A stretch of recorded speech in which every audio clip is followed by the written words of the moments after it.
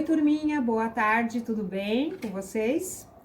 A aula de hoje é Natureza e Sociedade e nós vamos falar sobre seres vivos e seres não vivos. Então aqui a Pro trouxe alguns exemplos de seres vivos, né?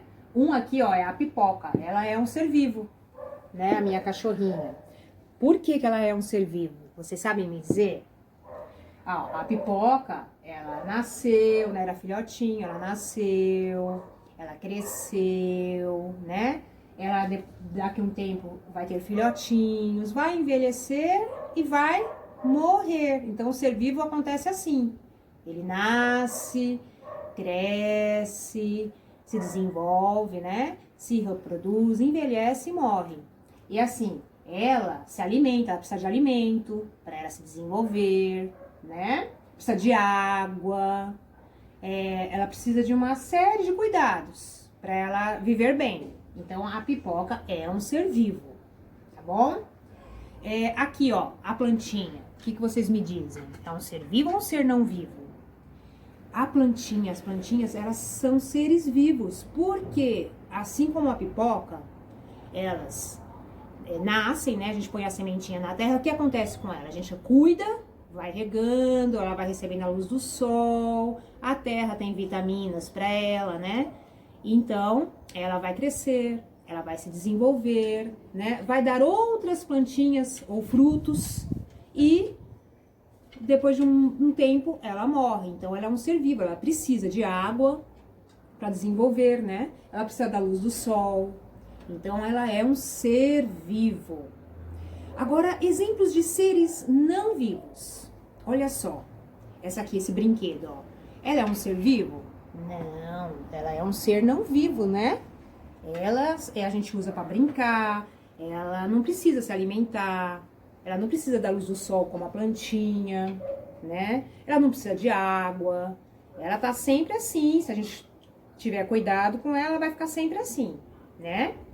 Aqui, outro exemplo de ser não vivo, olha.